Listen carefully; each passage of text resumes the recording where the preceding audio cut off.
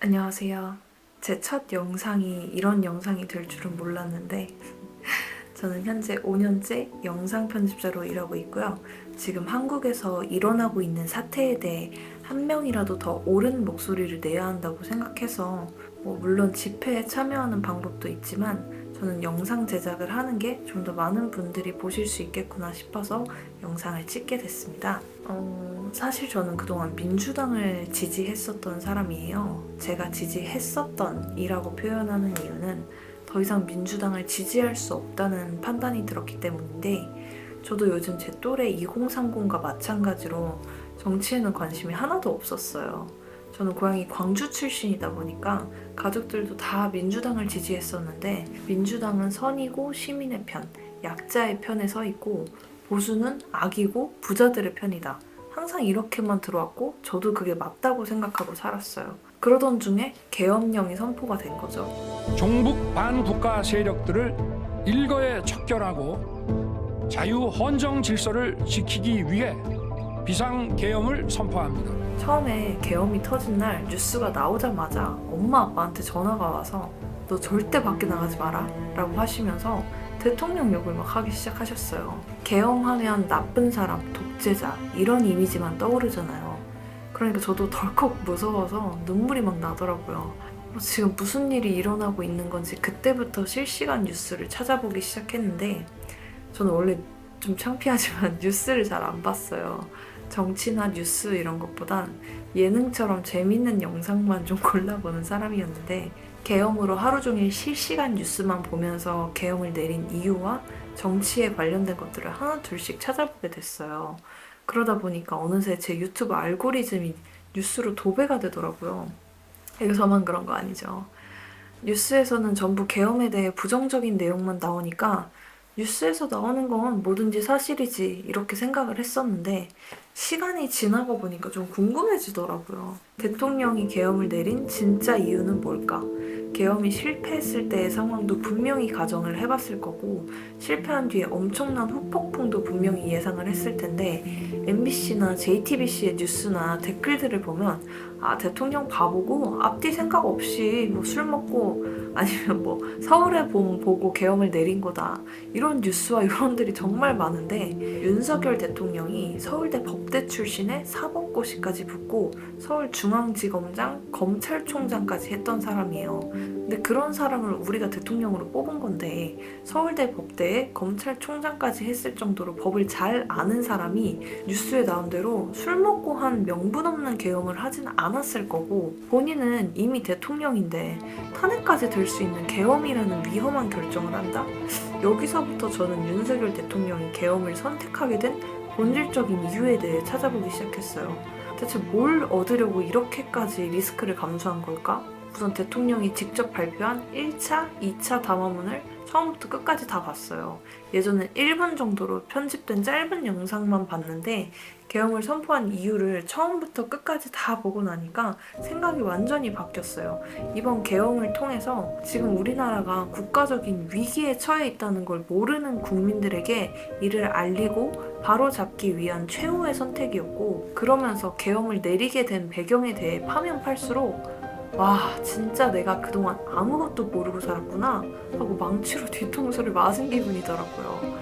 윤 대통령이 이번 계엄을 하게 된 이유는 거대 야당을 가진 민주당과 국회가 이 나라의 운영과 정상적인 업무 수행이 불가능할 정도로 대통령의 권한을 사실상 무력화시키고 아무런 대처도 할 수 없게 만들어 놨더라고요. 그동안 정부 관료와 검사들에 대한 탄핵이 무려 22번이에요. 22번의 탄핵 시도가 있었고 이렇게 수많은 탄핵들로 대한민국의 사법부와 행정부가 마비되고 내년 예산안에서 무려 4조 1천억 원을 민주당이 단독으로 삭감을 했는데 이게 필요한 삭감이었다면 얘기가 다르겠지만 재해대책 예비비, 아이 돌봄 수당, 청년 일자리 사업과 같이 지금 우리에게 치안 유지와 국가에 꼭 필요한 예산이 삭감돼서 국가가 정상적으로 작동하지 못하게끔 사실상 대한민국을 무정부 사태로 만들고 있다는 거죠.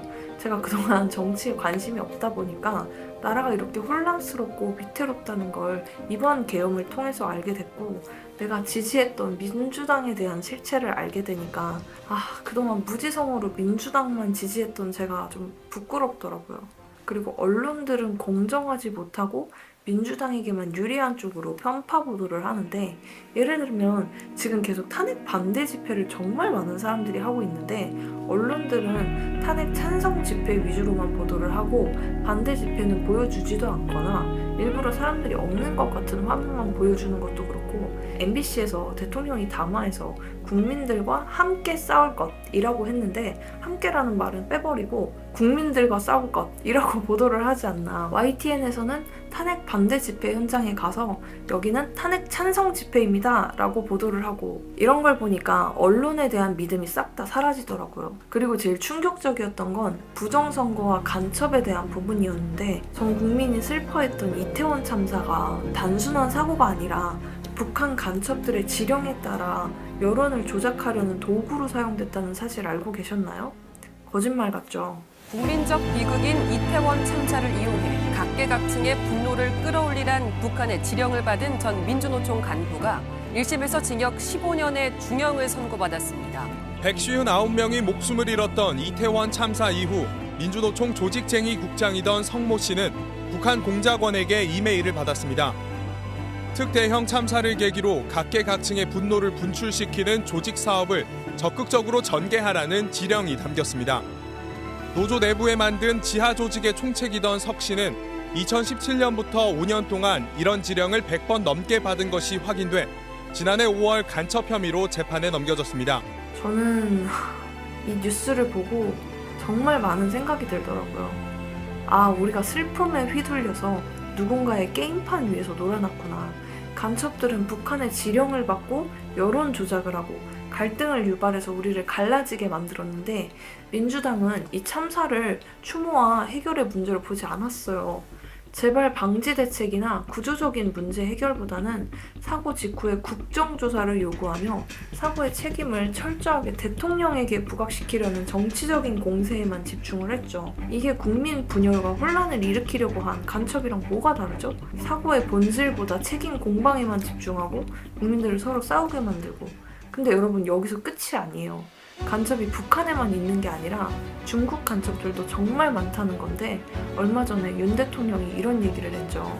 지난 6월 중국인 3명이 드론을 띄워 부산에 정박 중이던 미국 항공모함을 촬영하다 적발된 사건이 있었습니다. 지난달 40일에는 40대 중국인이 중국에서 입국하자마자 드론으로 국정원을 촬영하다 붙잡혔습니다. 한국은 지금 나라가 반으로 쪼개질 정도로 갈등이 극에 달한 상황인데, 그런데 이렇게 갈라진 상황에서 과연 누가 가장 큰 이득을 볼까요?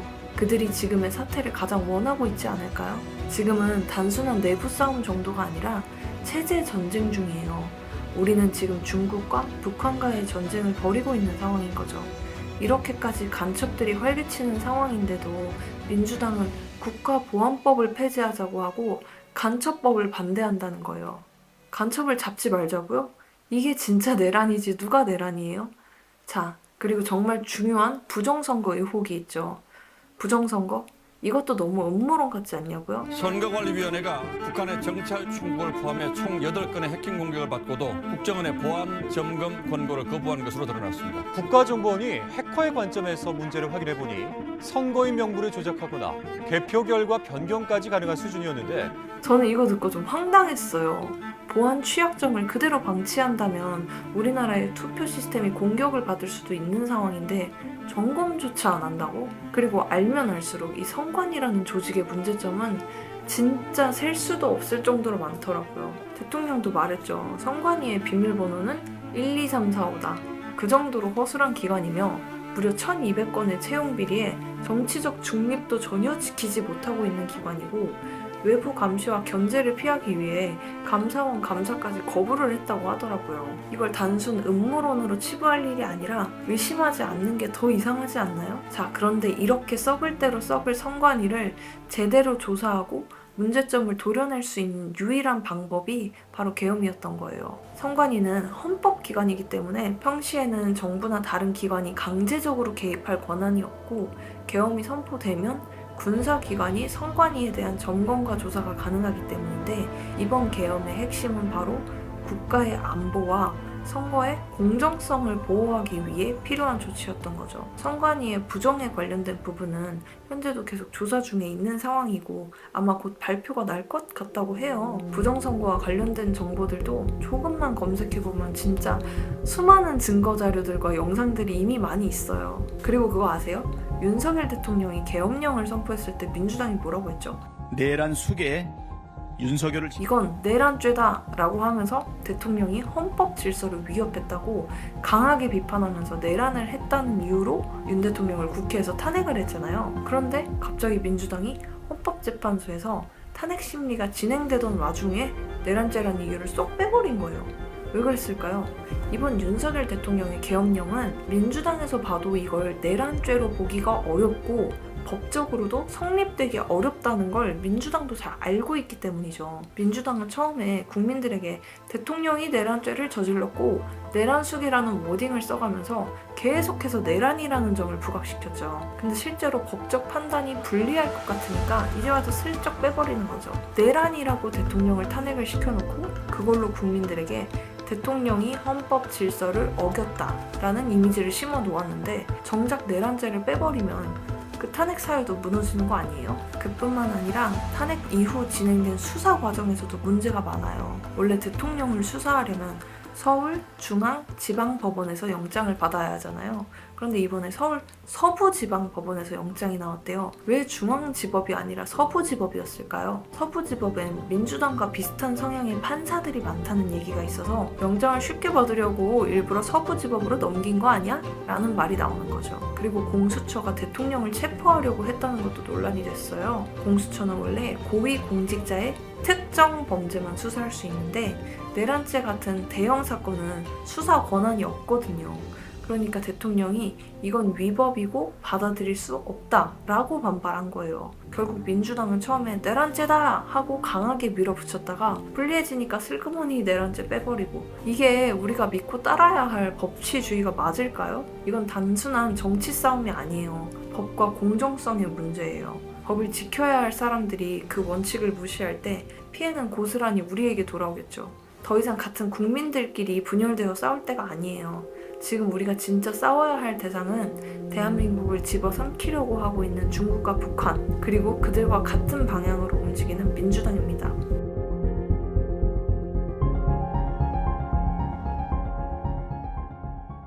제가 영상을 제작한 이유도 불과 얼마 전에 저처럼 그저 한쪽으로 치우쳐져 있는 뉴스와 어릴 때부터 들어왔던 배워왔던 틀을 깨지 못해서 자세히 알아보지 않고 무지성으로 믿음을 갖고 있는 분들이 혹은 어느 한쪽을 지지하진 않을지언정 보수나 진보다 똑같은 나쁜 놈들이잖아, 둘 다 싫어 하시는 분들이 제 영상을 보고 단 한 분이라도 문제점에 관심을 갖고 제대로 알아보려고 한다면 저는 그걸로 너무 감사할 것 같아요. 어떤 분에게는 좀 두서없이 들리는 영상일지도 모르겠지만 끝까지 봐주셔서 감사합니다.